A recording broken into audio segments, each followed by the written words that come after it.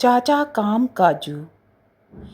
کسی گاؤں میں ایک چھوٹا سا کچا مکان تھا۔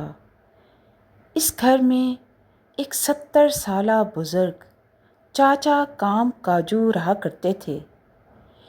لوگ انہیں یہ نام اس لیے دیتے تھے کیونکہ وہ ہمیشہ کسی نہ کسی کام میں مصروف رہتے تھے۔ ان کی کمر جھک چکی تھی، بال برف کی طرح سفید تھے اور ہاتھوں پر جھریاں نمایاں تھیں، مگر ہمت آج بھی جوان تھی۔ چاچا کے 2 یتیم پوتے تھے، علی اور احمد۔ ایک حادثے میں ان کے ماں باپ دنیا سے چلے گئے تھے۔ تب سے چاچا ہی ان بچوں کے سہارا تھے۔ سردیوں کی یخ بستہ صبحوں میں جب لوگ رضائیوں میں دبکے ہوئے ہوتے تھے، چاچا کام کاجو اپنی پرانی شال لپیٹ کر سائیکل نکالتے۔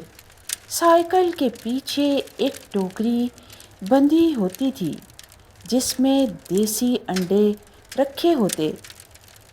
وہ گلی گلی آواز لگاتے، دیسی انڈے لے لو، تازہ دیسی انڈے۔ ٹھنڈی ہوا ان کے چہرے سے ٹکراتی، ہاتھ کانپتے، مگر وہ رکنے کا نام نہ لیتے۔ کئی بار بچے انہیں کہتے، دادا ابو آج بہت سردی ہے، آج مت جائیں، مگر چاچا مسکرا کر جواب دیتے، بیٹا اگر میں رک گیا تو تمہاری کتابیں کیسے آئیں گی؟ صرف انڈے بیچنا ہی ان کا کام نہ تھا۔ دوپہر کے وقت وہ نئے تعمیر ہونے والے گھروں میں مزدوری بھی کیا کرتے تھے۔ بوڑھی کمر پر اینٹوں کا وزن اٹھانا آسان نہ تھا، مگر چاچا خاموشی سے ایک جگہ سے دوسری جگہ اینٹیں پہنچاتے رہتے۔ مزدور حیران ہو کر کہتے، چاچا آپ کی عمر اب آرام کرنے کی ہے۔ چاچا پسینہ صاف کرتے ہوئے جواب دیتے، محنت کرنے والا انسان کبھی بوڑھا نہیں ہوتا، صرف اس کے بال سفید ہوتے ہیں۔ کئی بار اینٹیں اٹھاتے ہوئے ان کی سانس پھول جاتی۔ وہ دیوار کے ساتھ چند لمحے بیٹھتے اور پھر دوبارہ کام شروع کر دیتے۔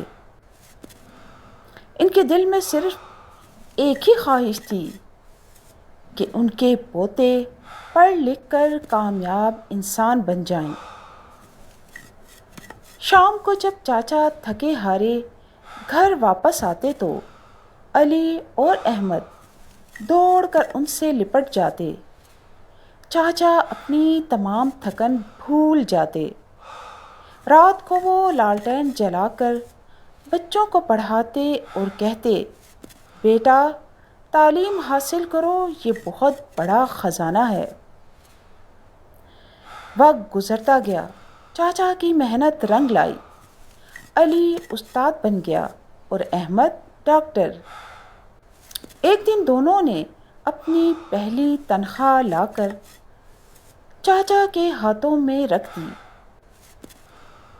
چاچا کے کانپتے ہاتھوں سے نوٹ زمین پر گر گئے اور ان کی آنکھوں سے خوشی کے آنسو بہنے لگے۔ یا اللہ تیرا شکر ہے، میرے یتیم بچے اب کامیاب ہو گئے۔ احمد نے چاچا کے ہاتھ تھام کر کہا، دادا ابو اب آپ اینٹیں نہیں اٹھائیں گے، اب ہم آپ کا سہارا ہیں۔ اس دن پورے گاؤں نے جان لیا کہ سچی محنت، قربانی اور محبت کبھی ضائع نہیں جاتی۔ محنت انسان کو عظیم بناتی ہے۔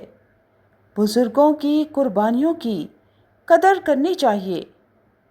مشکل حالات میں بھی ہمت کبھی نہیں ہارنی چاہیے۔ شکریہ.